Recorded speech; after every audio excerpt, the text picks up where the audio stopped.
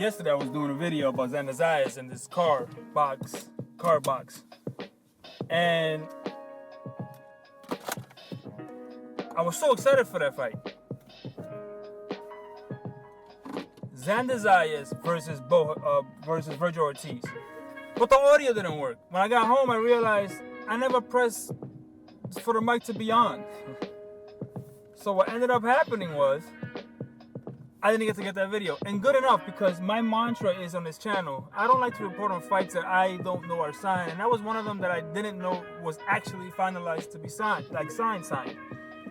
Kind of find out it wasn't, and now is Madrimov versus Virgil Ortiz. So I thought that fight was going to be a great fight. But again, they're assuming that, they're just assuming, wow, there's a shadow on my face. They were assuming that Madrimov was going to come out of that unscathed with Bohachuk, right into Virgil Ortiz, 2-month turnaround. That sounds crazy for a lot of reasons, because that doesn't give me a lot of confidence that that fight is an up and up, because Bohachuk is no pushover. And it just makes me believe that that fight is not happening. It makes me believe that they're gonna give Bohachuk step aside money. That's what I'm thinking. Okay, a lot of technical difficulties with this video. Getting it just right. The top of my head is a little cut off, but yeah, you get the gist of it. Listen, back to what I was saying. I thought that this fight for February 22nd between Madrimov and Virgil Ortiz, well, let's back up. Bohachuk versus Madrimov in December, which I thought was going to be a great fight. Love it. Then Virgil Ortiz versus Xanazias. I was like, I made a video yesterday, but for some reason I didn't press power on the mic, didn't get any sound, didn't put it up. Good that I didn't, because I kind of hold myself to a standard where if I don't know the fight has been signed by both parties and officially announced, I don't really want to speculate that it, or say that it's done, right? And I jumped the gun, but it never happened. So that video would have been all for nothing. Thank God that the audio didn't work a little bit there. So, come to find out it didn't work. But here's the thing. Madrimov versus Virgil Ortiz, great fight, but how the hell is he going to get past Bohachuk, Madrimov is, without a single bruise to his name and come out of it unscathed? That makes me think that that fight might just be diabolically set up, if it does happen. But what I really think is going to happen is, in the next couple of days, you're probably going to hear step aside money. That's probably what you're going to hear. They're going to give Bohachuk step aside money. They're going to clear the path for Virgil Ortiz. And Madrimov is going to knock out Virgil Ortiz. But listen, this card is nuts, bro. Listen. First of all, Bivol versus Beterbiev is a purist delight. We're getting that rematch. If you didn't like the original, I don't know what's wrong with you. I don't know what you were watching, right? You think that every fight is like tanks, you know, like you know, he fights bums, he knocks them out, and then we're all happy. This is what happens when you have high-level chess between two world-class athletes, boxers at that point. So we have that. Daniel Dubois and Joseph Parker. That's a hell of a fight. People think Joseph Parker's an old dude. He's not. He's been around a long time and fought a lot and fought some of the best. And that's why you hear his name a lot, and you figure, oh, Dubois is going to fight Joseph Parker. That should be an easy win for Dubois. No. Joseph Parker is actually a young guy, a young heavyweight that's been around the block. Or, you know, young in the sense that he's not over the hill. Has a ton of experience. Dubois is on a roll kind of here. I mean, he beat the hell out of Anthony Joshua. Okay. Caleb Plant's on the damn card. Shakur Stevenson, Schofield. Listen. Dubois, Shakur, Madrimov. And one card is already a pay-per-view card. Let's add to the fact that it's $25 reportedly. Okay, listen. My channel is not making money in that way. It's making a few dollars here, a few dollars there. But it will be able to pay for that pay-per-view. I always miss the pay-per-views because, listen, one, I'm a working guy with a family. So that's that. So I ain't spending $90, $80, $70, for the best seat in the house. Granted, that's number one. But I got other priorities. There's other things I like to buy. There's this, I like sneakers and shit. I like clothes. I like to eat. So I never bought those pay-per-views. I would watch the highlights. The day afters. Back in the day, I had the black box. You know about that if you from the 90s. The fixed box. But other than that, 25. So I made the calculation and I said, I think I'm off that weekend because I work every other, right? So I'm like, okay, listen, guys, I don't care if it's going to be one of you watching or it's going to be 10 of you watching, or hopefully, I want to shoot for 25 of you watching at a time. I don't know how good I'm going to be, but I'm going to live stream that day. I'm definitely going to live stream. I'm probably going to live stream here and there again, unannounced, to get the bugs out, understand what I'm doing, etc., etc., etc. And then I'm gonna go ahead and I'm gonna live stream to all three of us. And it's probably gonna be like my wife in one room, my daughter on the phone, and my other daughter on the other phone. That's probably what's gonna be. I mean, listen, and I'm fine with that. And I'm fine with that because it's supporting me, and I'm fine with that. They love their dad, their husband. They're gonna support me, but. And I'm okay with that. My last unannounced live did 70 views. For me, listen, I was excited when I saw 3 concurrent watches, and I was behind for like 15 minutes. Like, I was delayed 15 minutes. I thought it was my connection. Come and find out it was Netflix. Diabolically crazy. I digress. This card is gonna be lit. I can't wait for this card. Man, it's gonna be a good lead up. It's gonna be hard to pick. I'm probably gonna have to do double breakdowns because there's a lot of. I mean, that card is stacked. I'm probably gonna have to start streaming like at 4 in the afternoon or something. I don't know when that card starts, but I'm off that weekend. I'm gonna buy it for $25, so I don't have any interrupted anything. It'd just be great because I wouldn't steal it anyway. That'll be crazy. That's not how you support boxing. I'm hoping that you guys will support me on that day. I will, up to that point, I will keep letting you guys know that I'm going to live stream. So I'll advertise a little more. So hopefully get a lot of views. Hopefully I probably won't be, but at 2,000 subscribers, can I get to 2,000 by that time? I mean, come on, help me out a little bit. Yeah, so I'm really interested in this card, man. But the Majamov situation, first of all, crazy. Xander Zayas saying he got boots. He got boots out of a fight with Virgil Ortiz. That's crazy because now we're gonna just say he got boots. Like, hey, that guy boots too. Like that. See, that's the kind of legacy you don't want as a fighter, right? You don't want to become the same. You know what I'm saying? Like, you don't want to be the same. You got boots. Like, what does that mean? Well, Boots Ennis dug Virgil Ortiz. Like, straight up. Like, he didn't want none of the smoke. Like, none of it. Not even a little bit. None of it. He wanted zero. And let it be known. And listen, Boots ain't going to be able to unify any titles to the end of 2025 because all the other champions have commitments. So, saying that he would have to drop a title, he wouldn't have to drop any title. He could have just did a voluntary fight up at 154, kept his title, came back down if he wanted to do so, right? And actually defend that whenever he felt like the need to defend that. He was chasing the Crawford fight at 147, didn't get it.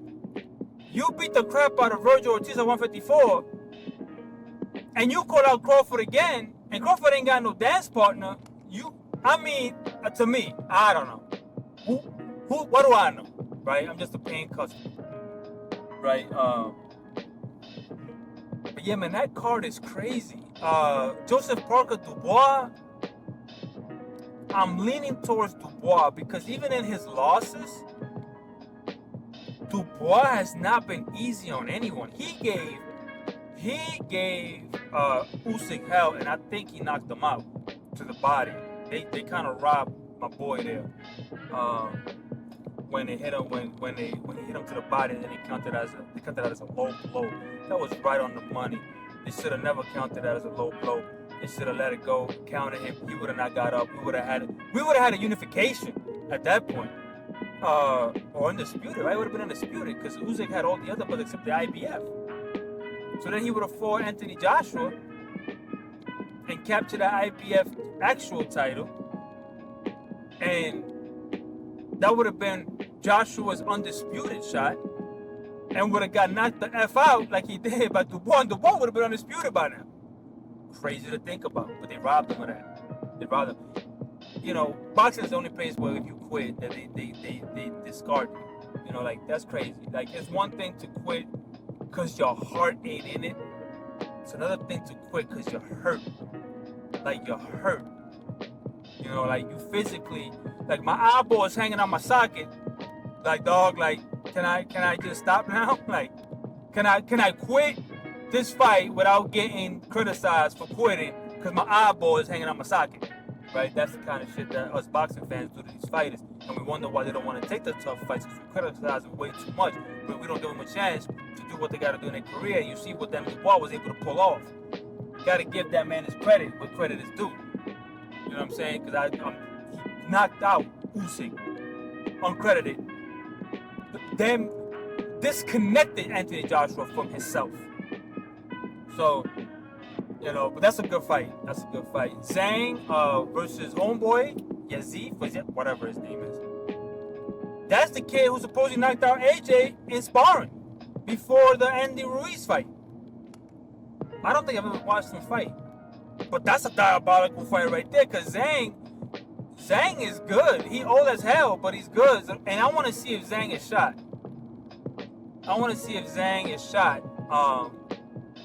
Because of the way he fought Parker, I thought he could have beat him. I thought if he would have put on the gas just a little bit, because I think he knocked him down and everything, but I think he let off the gas, and I think he gave it kind of to Joseph Parker. Joseph Parker had a lot to do with what happened in that fight, give him credit.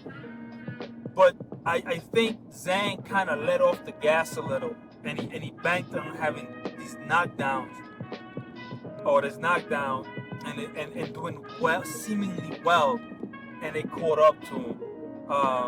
He knocked out Wilder for sure. I mean, Wilder's resume is crazy. Like, it's a stacked resume. Just he didn't win any of them. So, but his resume is stacked, just the other way. No wins, just losses.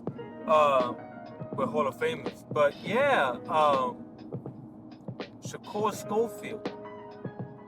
Shakur should beat Schofield. I don't think anybody's gonna really dispute that fact, right? I think that's a fact almost damn near. But just because I know that Shakur should win this fight doesn't mean I shouldn't see the fight, because Schofield could come off and do something. We all thought Frankie Randall was going to get decimated by Julio Cesar Chavez, and he beat the shit out of Julio Cesar Chavez at the end. Knocked him down. I think he knocked him down. I think he was able to put him on the ground. If I'm not mistaken. I remember watching that fight live as it happened. And I cheered, even though I was rooting for Chavez, but I cheered when Frankie Randall won and beat the hell out of him, because it was like, it's such an unexpected thing that I was like, well, I gotta cheer. You know, like, what? And at that time, he should have already had one loss, because Whitaker did beat him. Pernell did beat him. Again, right? Fights in their prime need to happen. Yeah, so, you know, a lot of people are saying all these pay-per-views, you know, $90, $60, $70, you just got the main event with a nobody, and then no undercard. Well, now you got a hell of an undercard. You got all of them are somebodies. All of them are in their prime damn near, and you're paying $25. And just because it's not in the USA, and just because of the majority of them may be not black or Puerto Rican. Here we are, not trying to support it. Y'all stupid, y'all crazy. Not my audience, but please come back. Not you guys. Please. We gotta support this card, y'all. We have to buy it. Because if we buy it, we support it, we show the hunger that there is in the States for these kind of fights, then he'll start staging these fights here in association with Top Rank, in association with the PBC, in association. Because if you look at the bottom of that flyer, all of the damn major players are united on the one umbrella, Riyadh season. And they came together and made this happen. So they could do that here. They could do that here. All we have to do is support this pay-per-view and show Turkey that we want to see these fights. And we are going to support you in Riyadh season in Saudi Arabia via $25. You know what I'm saying? And if we break the bank on this, if we go 800,000 buys, 700,000, it don't even have to be 1 million buys. It could be 700,000, 600,000. That will sextuplets, whatever you want to call it, their last pay-per-view. They'll call that a massive uptick. Massive. So imagine, let me put you like this. Win out Shakur Schofield, right? Win out Tank and Roach. June, Riyadh season, in the States. Shakur, Tank, a stacked undercard, $25. You're not telling me you're not buying that? You telling me that's not doing 2-3 million pay-per-view buys? If they do it for $70, you don't think they're gonna do it for 25? Come on, man. You gotta support this. The card is what I'm really trying to say. It's gonna be a great card, guys. I'm really excited for it. I'm excited where boxing is going. I want to see what it does with the Ring magazine. You know, so please, guys, as boxing fans, let's do this as competent boxing fans that I hope this channel can bring. Let's rise above it all and say, okay, let's support this so we can get that. And so far, we've been supporting something. We've been getting something for it. So I'm hoping that we all show up and show out. I'm hoping that my very small community shows up, buys this pay-per-view, enjoys it. If you have a channel, live stream it. Do your commentary like I will. Get your snacks and plot out your bathroom breaks in between, whatever you got to do. Let's make it happen. Let me know in the comments down below. What do you think about this card? Do you think this is going to be the greatest card of all time? Do you think it'll make numbers? Do you think it'll at least crack 500,000 pay-per-view buys? Do you think that if this makes history with the pay-per-view numbers for Riyadh season, not overall, but for Riyadh season, that we will see Riyadh season again with an even bigger card here in the States, and we will make further numbers, and then it will stay at $25. Do you think it's sustainable that it'll stay at $25 pay-per-view buy? Let me know in the comments down below, and I'll see you in the next video, and I'm out. Peace.